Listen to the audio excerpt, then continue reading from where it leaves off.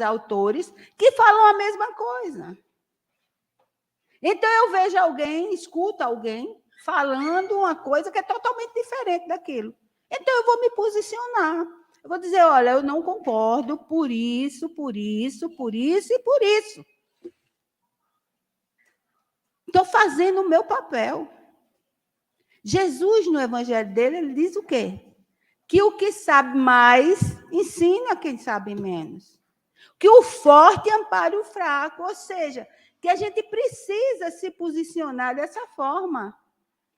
Olha, eu não consigo, apesar da questão de ser mulher, não ser forte, não ter muita força, né? Ser forte, ter muito músculo, mas eu não consigo ficar quieta vendo alguém ser, vamos dizer assim, maltratado, certo? Ou verbalmente, ou fisicamente. Eu não consigo. Eu não sei ficar passiva diante das aberrações da vida. Das aberrações da vida por conta do comportamento do ser humano. Não é? As religiões se formaram para isso, para educar as pessoas. Mas não fizeram. Criaram verdade sem ser verdade, que a gente chama de dogmas, para iludir as pessoas. Então, tem que ser assim, aquele que vai para o céu é o que vive balançando sua cabeça, certo? Que é o bonzinho. Mas isso não tem nada de bonzinho. Não tem. Veja bem se é bonzinho. Eu vou dar um exemplo. A pessoa... Tem uma pessoa fazendo determinada coisa e eu estou perto, vendo. Eu sei que aquilo ali não é certo, mas eu não vou me meter. Olha a história, não vou me meter. Né? Não quero me meter para não me expor tudinho. Mas eu fico de longe assim, ó.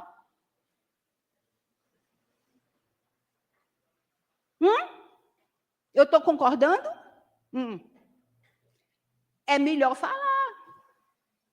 Porque gestos que a gente faz, muitas vezes, eles podem ser interpretados de outras formas, né? Então, é melhor você falar. Você transformar o que você está sentindo e pensando em palavras. Palavras educadas, claro. Não é chegar para a pessoa e dizer, ei, rapaz, que é isso? Você está errado. Não, não é isso, não. E nem também naquele momento, vamos dizer, se for um momento onde as pessoas estejam muito exaltadas, aí você não vai colocar fervura na panela, né? Como é fogo na panela que já está fervendo, não.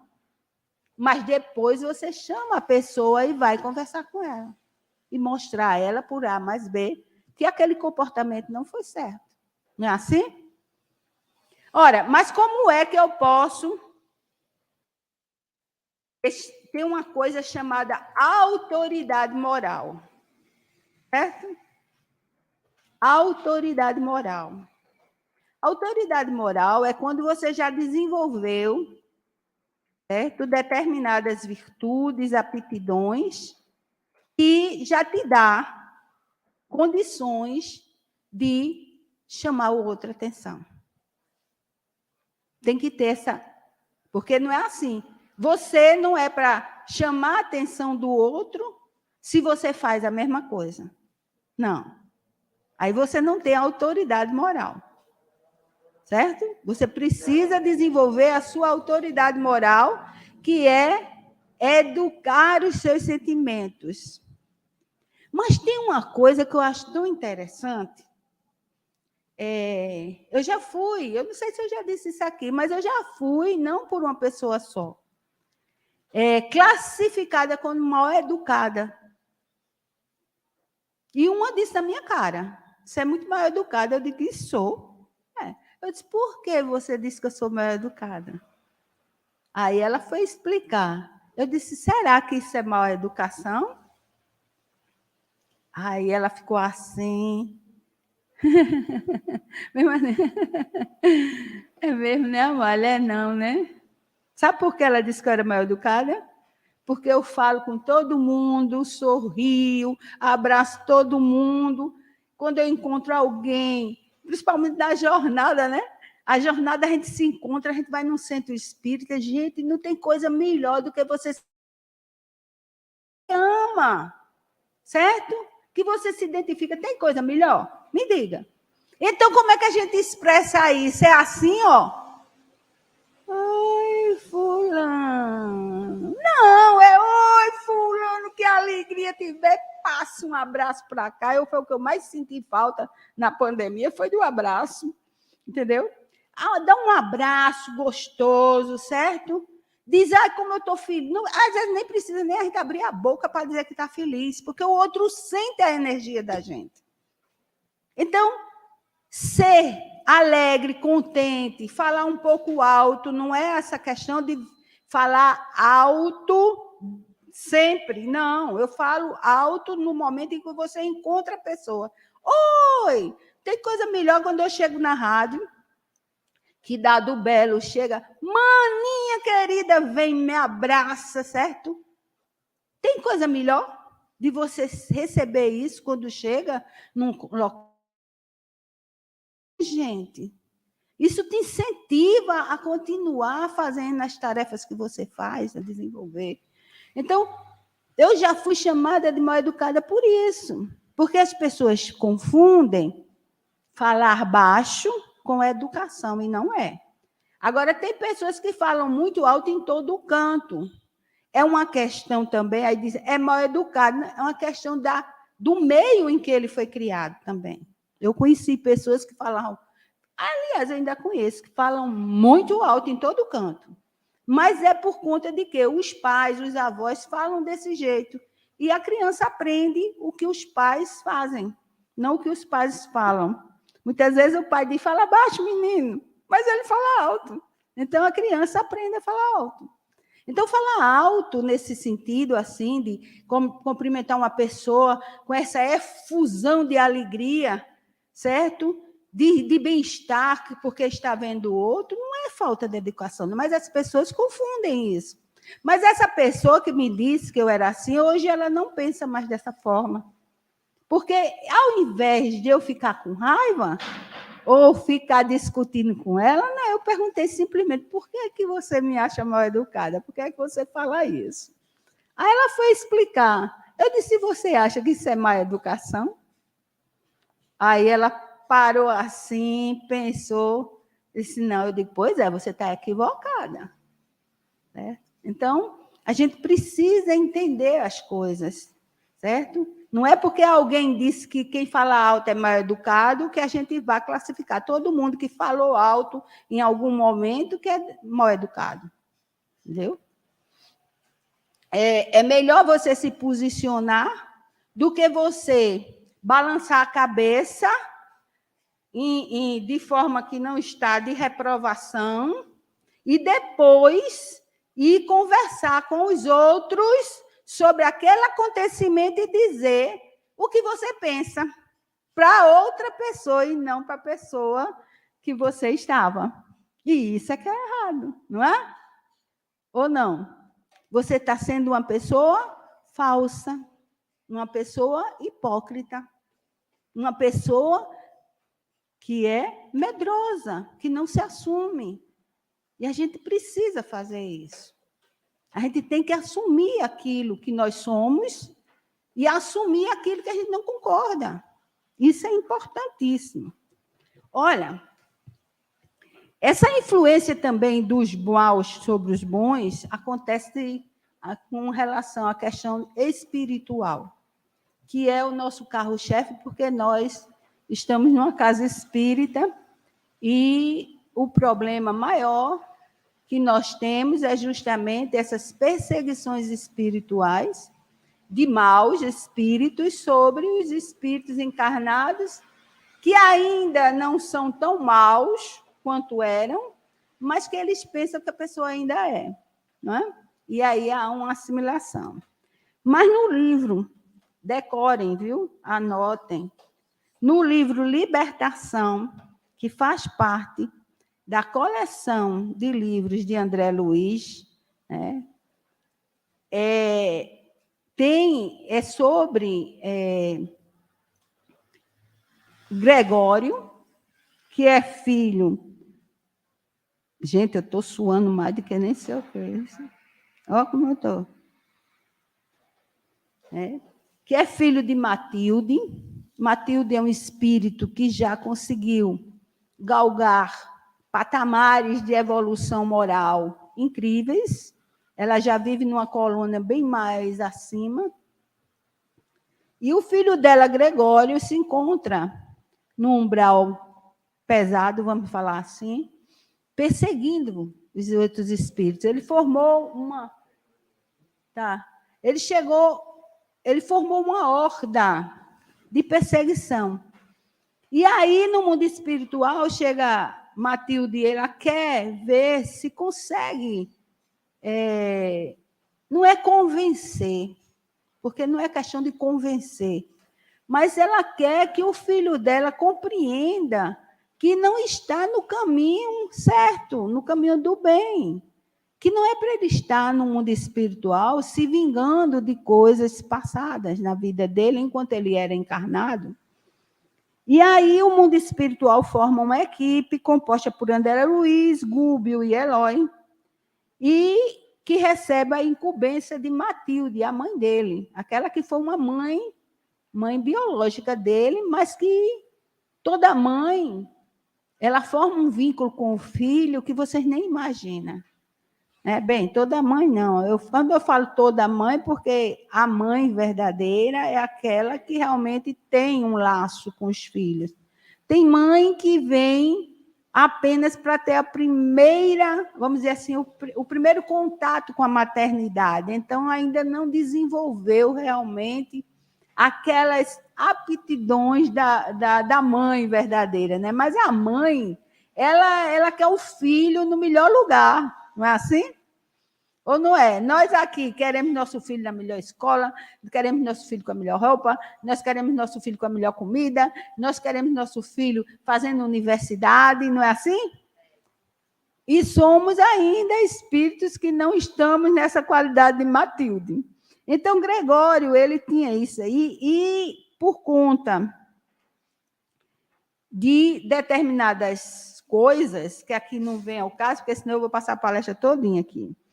Ele faz o seguinte, eles vão conversar com eles, e aí ele vai permitir que o espírito que está, vamos dizer, causando um dano muito grande a Margarida, que é filha de Gúbio, né, que está na equipe também, então eles vão socorrer Margarida. Olha só. Mas Gregório é um espírito daquele que é terrível. Deixa eu dar uma ideia para vocês. Pense, vamos dizer assim, vocês já ouviram falar em Gengis Khan? Em Gengis Khan, que era um mongol que matava assim a 3x4. Mas se a gente for estudar bem, é muita alegoria. Mas ele era uma pessoa que tinha um instinto mesmo. Você vê aquele instinto de matar, aquele instinto de perversidade. Gregório era desse jeito. Então, ele vai ser auxiliado. Mas é porque os bons espíritos ainda não conseguiram fazer alguma coisa. Porque faltou o quê? Vontade. Repara, foi preciso Matilde pedir ao mundo espiritual para formar essa equipe. Aí você diz, e por que ela não foi sozinha? Aí, nesse caso, é que, muitas vezes, a ordem é tão grande e a energia é tão pesada, tão densa, que fica difícil romper esses que envolvem. Então, precisa de uma equipe para que haja o quê? Para que haja um suporte, né, maior. E ela não foi, porque ela não, talvez eu não sei por que ela não foi lá, não lembro. Mas veja bem, são espíritos maus que estão na espiritualidade. E por que eles estão lá na espiritualidade são maus? Porque quando estavam aqui também eram. Ninguém vai para o mundo espiritual. Quando a gente perde o corpo material, a gente não vira santo, não, que a gente tem essa mania, né? De achar. Eu me lembro. Ainda hoje acontece, né? Morre um caba ruim virado num dindim ou uma mulher. Aí, quando morre, o pessoal fala, o bichinho. Né? Era tão bonzinho. Todo mundo sabe que não era, mas morreu, então ninguém fala nada. Por quê? Por medo. Aquela história que botaram na cabeça da gente, que se falar mal do defunto, ele de noite vem puxar o pé da gente. Aí fica com medo. Quando, na realidade, nos posicionar de outra forma, não era? Qual era? Orar por ele. Não é assim? Orar para que ele tenha desperto, para que ele tenha ajuda no mundo espiritual. Então, a gente tem que modificar muita coisa que a gente faz, que nós fazemos o quê? Nos omitimos. E nós precisamos sair disso.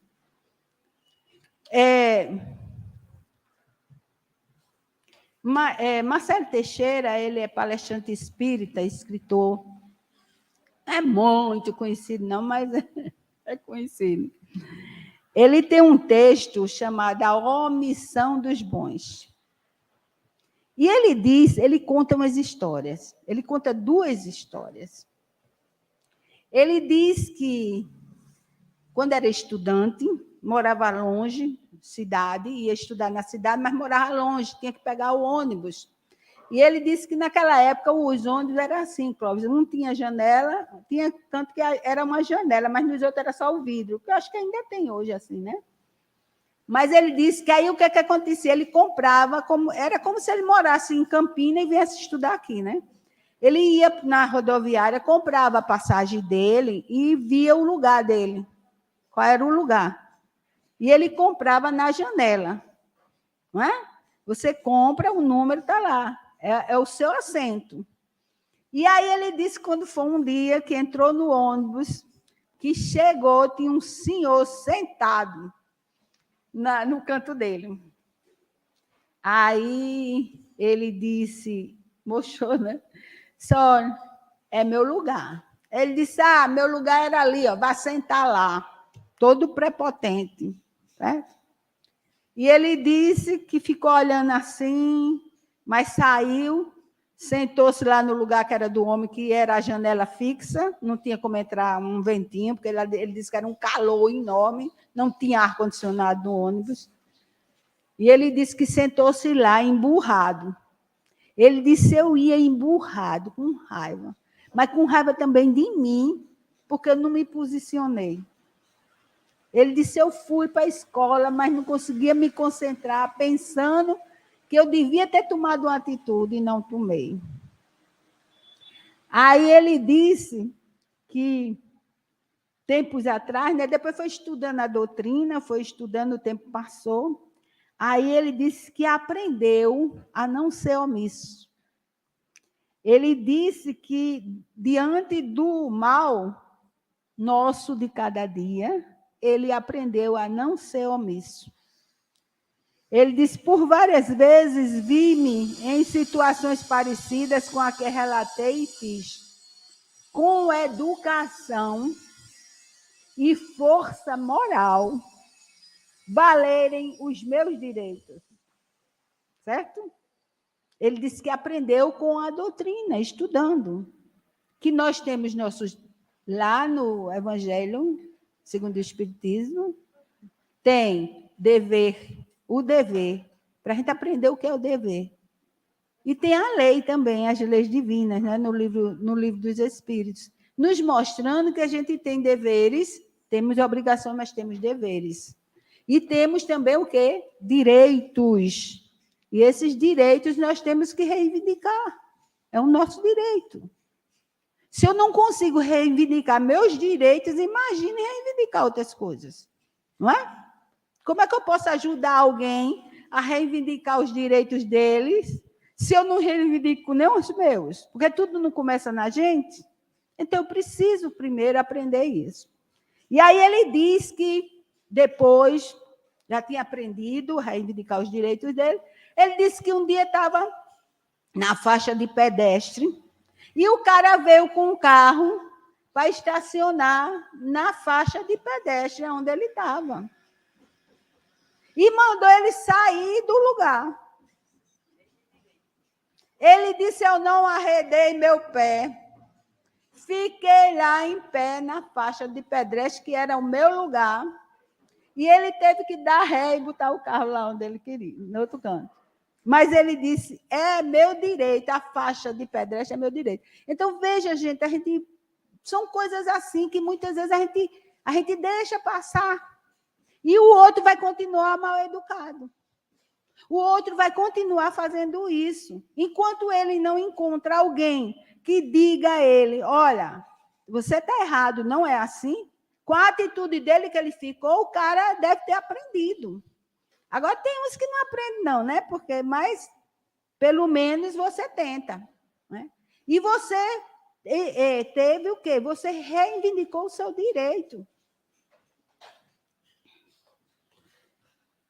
E aí, ele também conta que, durante um seminário lá em Brasília, ele foi e disse que Divaldo, depois que terminou o seminário, formou uma rodinha, daquela rodinha de pergunta e resposta, né? Que o pessoal gosta de fazer, a Divaldo. E aí, Divaldo conta que estava na fila, né, no aeroporto, para fazer o check-in, né, para despachar lá, fazer as coisas. E ele disse que chegou um senhor e cortou a fila, passou na frente. Aí, eu vou usar as palavras de Divaldo, viu, gente? Não é as minhas, não é dele. Ele diz assim, certa vez, depois de uma série de palestras, estava na fila do check-in do aeroporto a fim de voltar para Salvador, onde moro. Veio, então, um sujeito e furou a fila, prostando-se à frente de mim. E então ele disse, né, Divaldo disse para ele, o senhor furou a fila. E o homem retrucou para ele, mas eu estou com pressa. Aí ele respondeu, Divaldo, as outras pessoas também. Foi por isso que eles chegaram antes do Senhor. Qual é o seu destino? O homem respondeu, Salvador. Divaldo foi e finalizou. O meu também. Por favor, para o final da fila. Será que Divaldo estava sendo mal educado nessa hora? Será que Divaldo agiu errado? Mas ele fez isso por quê? Porque ele não foi omisso. Ele não temeu o mal. O cara era grosseiro, mal educado. Se ele não tivesse tomado esse posicionamento, Divaldo, aquele cara ia continuar fazendo a mesma coisa. Pode ser que ele continue. Mas quando ele encontrar outro Divaldo na fila, ou mais outro Divaldo, e botar ele no canto dele, no instante ele vai gostar. Eu estando numa fila, eu não permito que ninguém passe à frente.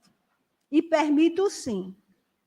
Se a pessoa me pedir gentilmente, tiver com algum problema, alguma coisa, e me vir pedir, moça, na fila do supermercado, eu posso passar isso aqui? Eu só estou com isso aqui, estou com um problema. Eu vou me virar para quem está atrás de mim, preste atenção, porque não depende só de mim, né? Eu vou me virar para quem está atrás de mim, isso já aconteceu muitas vezes. Eu disse, olha, você permite que ele passe o produto lá? Agora é só essas duas coisas. A pessoa permitir, aí eu digo, pode ir. Mas se a pessoa disser não, eu digo, então, não pode. Porque se eu permitir sozinha, eu estou invadindo o direito da quem está atrás de mim. Não é assim? Não é uma fila? Agora, se eu estiver sozinha, não.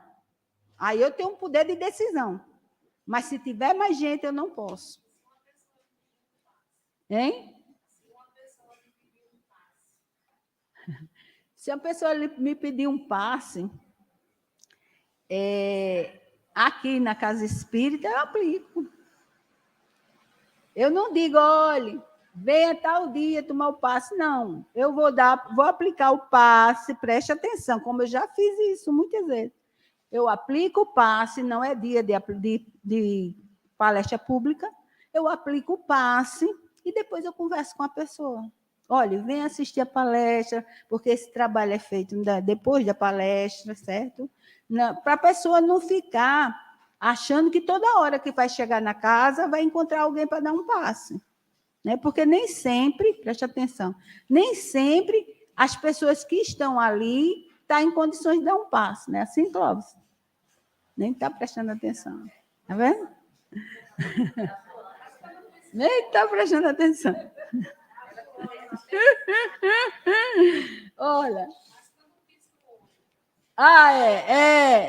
Pisca, justamente. Não é muito melhor que chegar e conversar? Não é? Chegar e conversar, agora piscar o olho, fazer assim por trás da pessoa, como se a pessoa não estivesse vivendo. É igual a história que minha tia contava, né? Que ela desencarnou, né?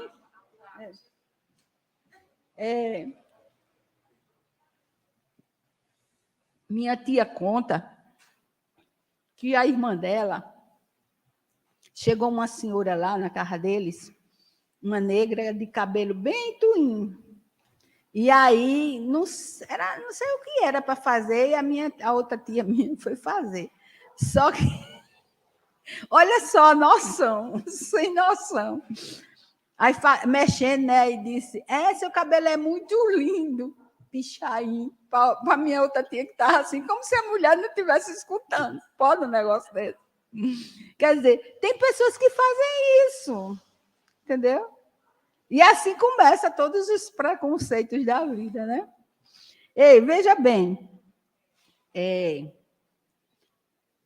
Martim Lutero, que era um pastor batista, um ativista político, ele defendia a igualdade racial. Né? Ele lutou muito para que os Estados Unidos todos tivessem vez, porque aqui a gente tem os preconceitos, mas lá era assim, tinham os cantos que só negro podia entrar e os cantos só branco. Se um preto entrasse no lugar de branco, a Maria era uma coisa, né? Tinha Ku Klux Klan, tinha tudo isso. E ele batalhou muito, foi ameaçado muitas vezes, até que tiraram a vida dele. Todo mundo sabe, Martin Luther King, né, Júnior. E ele diz assim, a frase dele ficou famosa por isso. O que me preocupa não é o grito dos maus, mas o silêncio dos bons. E sobre o silêncio, cúmplice dos decentes, que alguns dos maiores crimes acabam sendo perpetrados. Muitas vezes a gente vê crimes acontecendo aí que poderiam ser evitados. Não é só crime, gente, de enfiar uma faca no outro, dar um tiro, não. Tem os crimes piores que existem, maior, porque a gente nem fica sabendo, né? Tem os crimes de colarinho branco, tem outros crimes aí, muitas vezes as pessoas fazem o quê? É o mandante, contrata, mas tem pessoas perto que poderiam tomar uma atitude, né? Denunciar e evitar que aquele crime aconteça e não fazem com medo da retaliação. Ou seja, medo de também perder as suas vidas físicas. E é justamente esse medo que a gente tem de perder as vidas físicas que a gente não se posiciona corretamente diante das coisas. Nós temos que aprender que nós somos espíritos imortais, que o corpo é só uma vestimenta, não é? E se a gente tiver de passar pela essa provação, a gente vai passar de qualquer jeito, né? Olha, uma outra coisa que eu achei interessante e trouxe para a gente. Isso aqui é só. Esse aqui que eu estou falando é para vocês fazerem as reflexões de vocês, viu? Eu já dei minha opinião. Isso aqui se atribui a Bertold Brecht, ou então Mayakovsky. Mas eu fui pesquisar e descobri que não é de nenhum dos dois. Olha como é. Você tem que ter responsabilidade naquilo que faz. Não é? Eu não ia trazer para vocês algo que alguém disse assim. Uns dizem que foi Bertold Brecht. Não é aquele cara da escolinha, não, viu, gente? Não é, não. E outros dizem que foi Mayakovsky.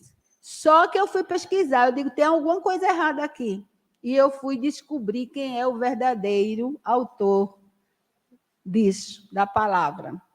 É Martin Niemöller, um alemão. E ele diz assim, olha, acho que alguns de vocês já escutaram isso. Ele diz, isso na época da guerra, de Hitler, né?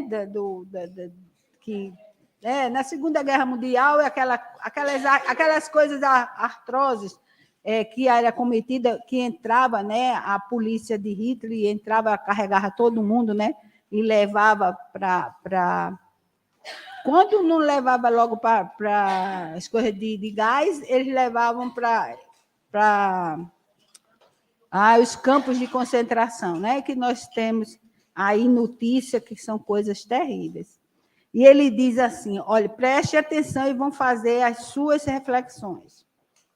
Um dia, vieram e levaram meu vizinho, que era judeu. Como não sou judeu, não me incomodei. No dia seguinte, vieram e levaram meu outro vizinho, que era comunista. Como não sou comunista, não me incomodei. No terceiro dia, vieram e levaram meu vizinho católico. Como não sou católico, não me incomodei. No quarto dia, vieram e me levaram. Já não havia mais ninguém para reclamar. Olha só. Certo? Ele não se posicionou, ele foi omisso. E quando chegou a vez dele, também não tinha ninguém para... Já não tinha mais ninguém para defender ele, para pedir por ele, para soltar ele, até subornar um guarda daquele, dar um dinheiro, alguma coisa, para ele soltar ele, né? Porque sabia que quem era preso ia morrer no campo de concentração. Isso aqui é para reflexão da gente, viu? A gente tem essa mania de que, porque não é comigo, quem quiser que se exploda. Não é assim? Igual a Pilatos, que lavou as mãos. Né? Não queria o pé, lavou as mãos, pronto. Entendeu? Então, a gente não pode ter esse tipo de comportamento. Por quê? Porque se nós já tivemos a oportunidade de reencarnar quantas vezes fosse necessário, até essa reencarnação, e conseguimos desenvolver em nós algo de bom, nós precisamos fazer algo pelo seu irmão. Ora, como é que eu posso ser cristão e ver meu irmão? Vou falar outra coisa, não. Demais, não. Ver meu irmão passando fome. Eu tenho, mas não vou acudir aquele irmão, sabe por quê? Porque eu aprendi na universidade que isso é obrigação do governo. Não é assim? Foi o que eu aprendi, eu sou assistente social. E a gente aprende na universidade a não fazer assistencialismo. Assistencialismo é justamente isso. Dar uma feirinha, ajudar ali, fazer isso. Certo? Por quê? Porque é errado.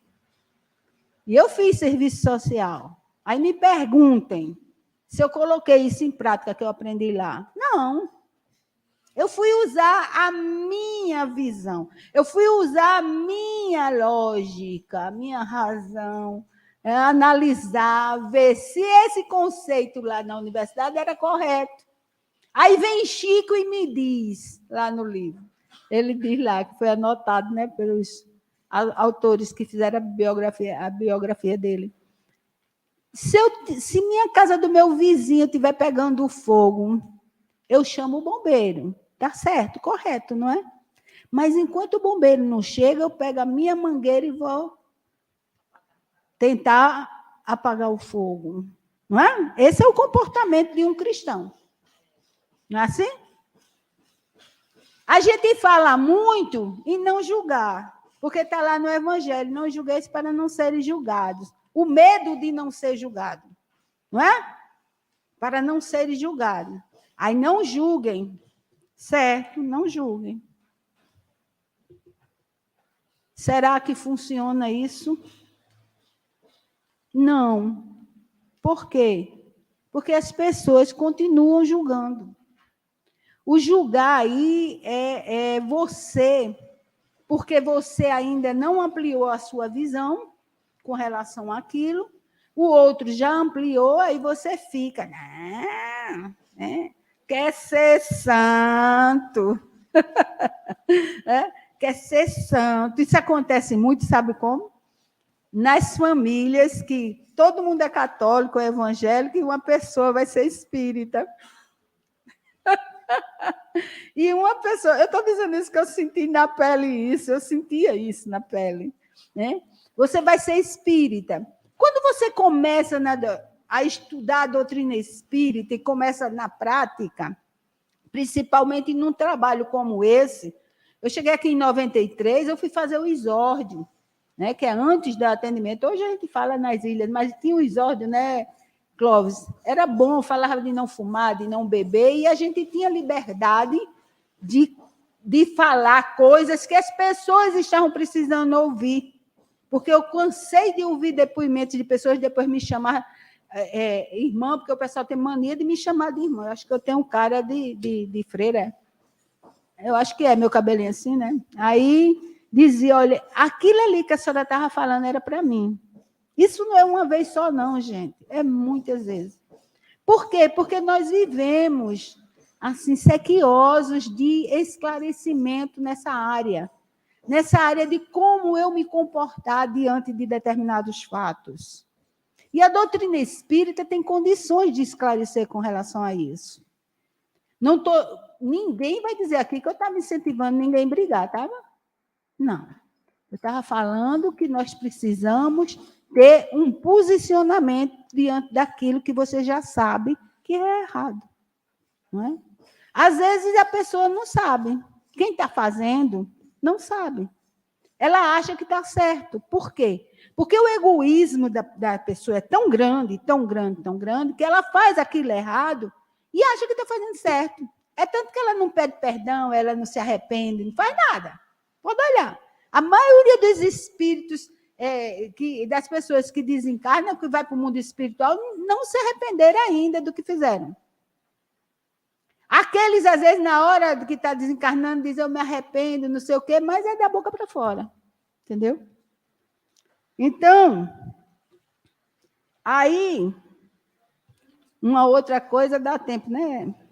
Divaldo diz assim, ó, olha a recomendação de Divaldo Pereira Franco, que todo mundo, eu estou falando ele, que é porque quando ele fala, todo mundo assevera, certo? E se eu disser que sou eu que estou falando? Vai dizer, Piela está falando besteira ali. Não é assim? Não é assim que acontece? É. Então, ele diz assim, olha, prestem atenção, não confundam falta de energia com bondade. Certo? Muitas vezes você fica caladinho diante de determinadas coisas, repreende quem não fica calado, com quem se posiciona, com quem fala o que está sentindo, mas confunde isso com bondade, e não é bondade. Porque quando eu faço cara feia diante do comportamento de alguém, trouxe a cara, olha assim, revira o olho, né? Revira o olho assim, faz. Assim, Maria. Mas não fala para o outro, não tem coragem? Isso é falta de coragem, sim. Isso é covardia, certo? Isso é você não ser um cristão. E agora eu concluo. Jesus diz lá no evangelho dele, seja o seu falar sim, sim, não, não. Porque eu não me posiciono assim, gente, de coisa que vem de mim, não. É o que está no evangelho. E eu coloquei em prática e vi que é bom. E eu quero que as pessoas também façam. É sim, sim, não, não. Se eu ficar sempre... Ivonete chega para mim e diz, Amália, você pode me fazer esse favor? Eu olho para a Ivonete, eu não sei, Ivonete, se eu posso. Talvez, eu vou pensar. Gente, pelo amor de Deus, Ivonete já vai olhando e vendo que eu não tenho a consideração que eu deveria ter a ela. Porque se eu fosse amiga dela, eu ia a ferro e fogo, mesmo que eu não tivesse condições. Ivonete, vou fazer, Ivonete. Se eu não conseguir, mas eu vou buscar ajuda. Esse é o posicionamento do cristão. Não é assim? É o posicionamento do cristão. O cristão tem que colocar em prática os ensinamentos de Jesus. Se não colocar, ele diz, muitos vão me louvarem com a boca, com os lábios, mas o coração está cheio de iniquidade. Que iniquidade é essa? É ciúme, é inveja, é maledicência, é tudo quanto não presta, sentimentos, que nós somos responsáveis por ele. Se eu sou ainda assim, maledicente, invejosa, ciumenta, é porque eu permito que eu seja. Na hora que eu disser, eu não quero mais ser assim, eu começo a fazer a minha tão famosa reforma íntima. Reformar-se interiormente nos seus sentimentos. Quando eu falo isso, gente, eu me empolgo. Porque eu vejo que não está acontecendo isso. Eu fico triste. Eu fico triste, principalmente quando acontece dentro de uma casa espírita. Porque nós, espíritas, vocês que ainda não são, mas participam aqui, assistem as palestras, tudinho, já tem condições de dizer, esse ciúme está me prejudicando. Essa inveja que eu tenho do outro está me prejudicando, eu vou deixar. Eu vou me trabalhar. Mesmo que eu não consiga sair disso agora, nessa existência, mas eu vou iniciar esse processo agora. Porque, a gente precisa fazer agora. A hora é agora, não é amanhã. Amanhã é história de preguiçoso, certo?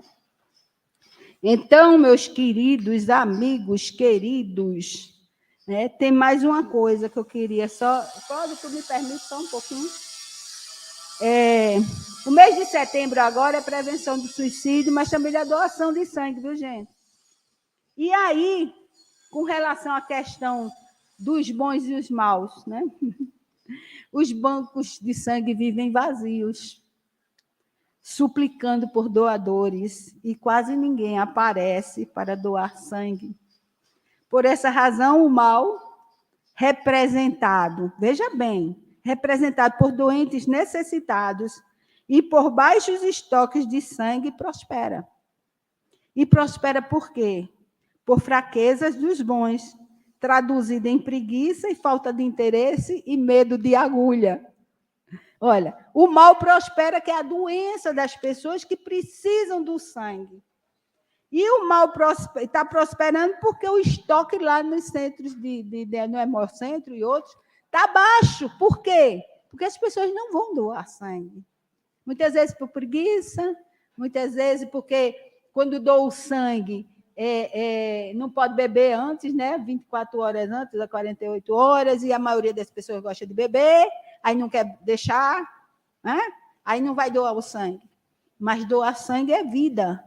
Vida, você salva muitas vidas, e se você for ter medo de agulha, você deixa de salvar uma vida. Então, você deixa de ser bom. Né? Você está começando no rol dos maus, não dos bons. Tá ok? Que Deus continue a nos envolver e a nos abençoar a todos.